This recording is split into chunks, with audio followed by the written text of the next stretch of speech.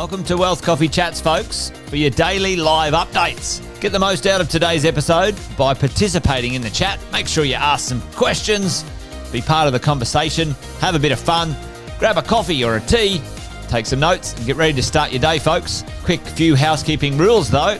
No spamming, no advertising or self-promotion in the chat. That's not on. Be kind and respectful to everyone when participating. And most of all, have a good time. Real estate investing can be your biggest asset. It also can be your most expensive asset when it comes to getting it right or getting it wrong, folks.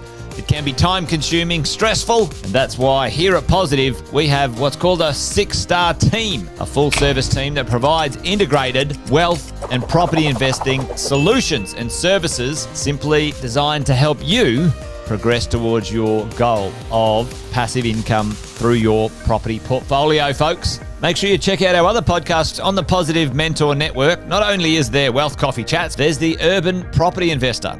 Drops every Wednesday with straight talking investing strategies and lessons with Sam Saggers. Property Investor Tales. This is where our clients, you guys, share real life stories from property investing, hosted by some of our advisors and strategists. And that's done every fortnight, dropping every Monday. Wealth, Wine and Wisdom, folks, that debriefs the week that was in the world of finance and property, hosted by yours truly, Jason Witten and Andy Fenton on Fridays. Welcome to another Wealth Coffee Chats. Marvellous Monday.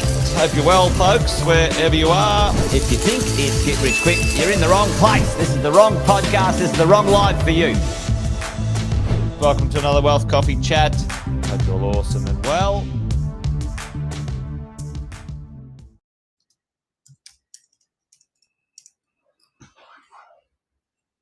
Morning, everybody. Welcome to today's edition, the Finance Fridays edition of Wealth Coffee Chat.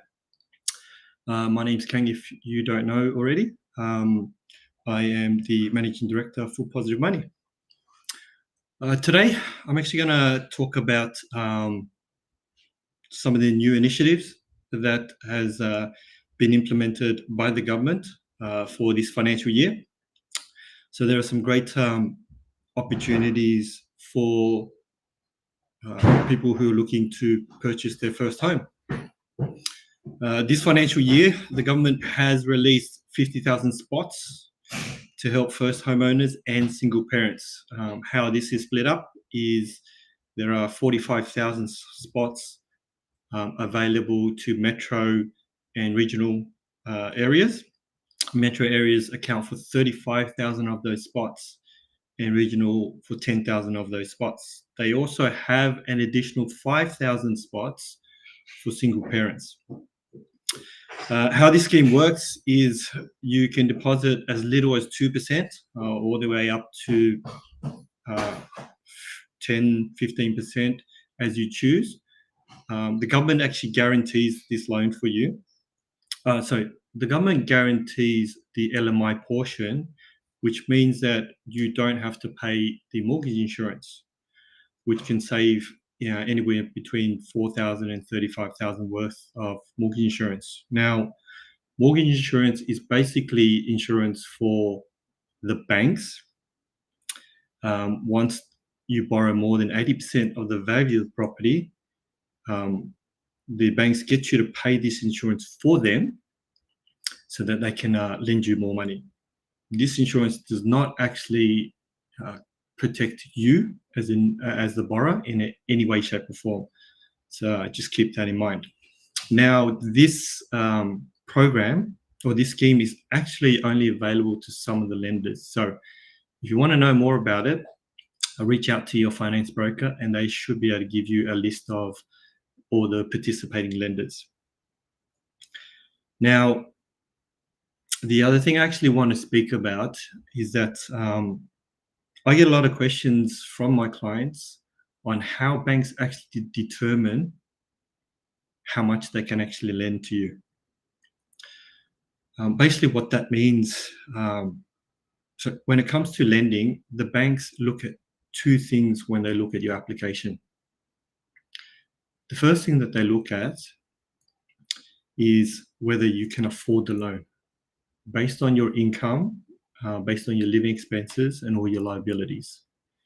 So, for for a PAYG client, if you're working for somebody else, they'll look at your pay slips and they'll look at all your different liabilities.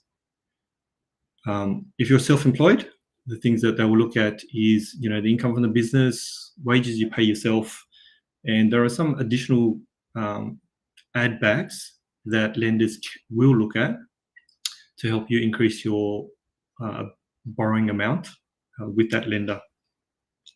So that's the first component of the lending aspect. The second component that they look at is the asset that you're actually providing.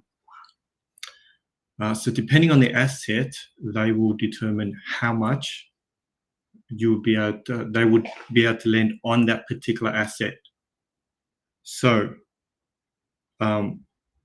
what that means is you can be in a position where you can actually borrow more money because you have a higher income, but the banks will only lend you the maximum based on the asset that you're actually providing.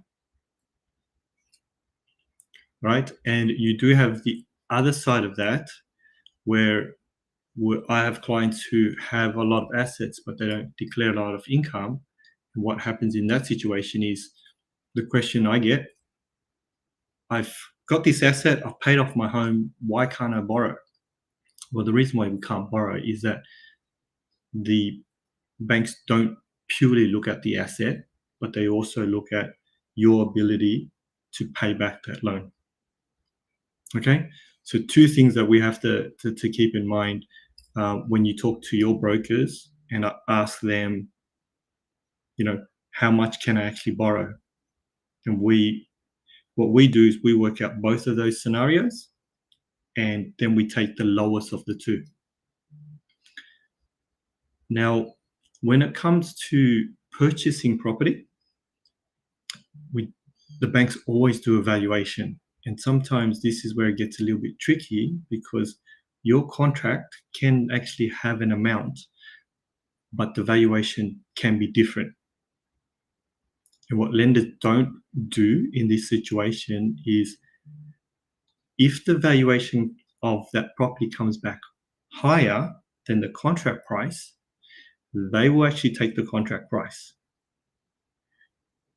If the valuation comes back lower, they will then take the valuation.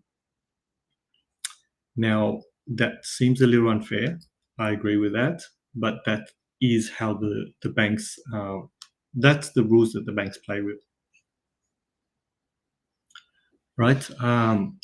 So yeah, this morning I actually just wanted to share that information because I do get a lot of questions in regards to how much we can borrow and what the servicing amount is. I just want to say a quick hello to Luke and Tor. Thanks for joining me this morning. If you guys do have any questions, reach out to your brokers or reach out to me.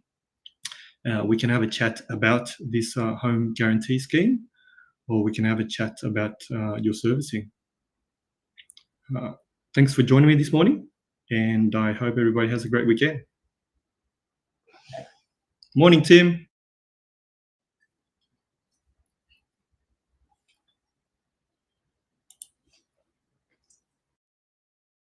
Episode of Wealth Coffee Chat, folks.